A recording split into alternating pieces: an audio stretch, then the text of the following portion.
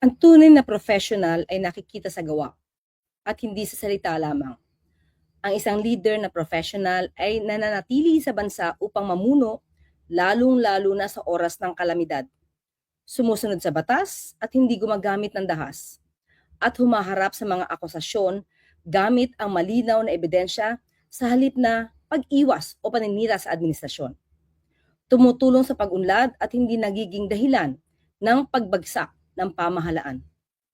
Kung susuriin ang mga pamantayang ito, malaki ang kakulangan ng Vice Presidente sa pagpapakita ng tunay na profesionalismo at pananagutan sa publiko.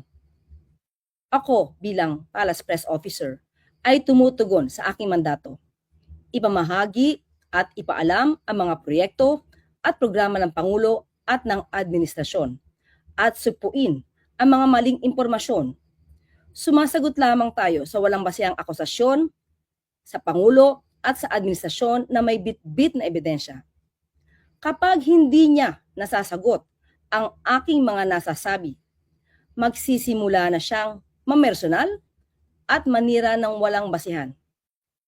Hindi iyan professional.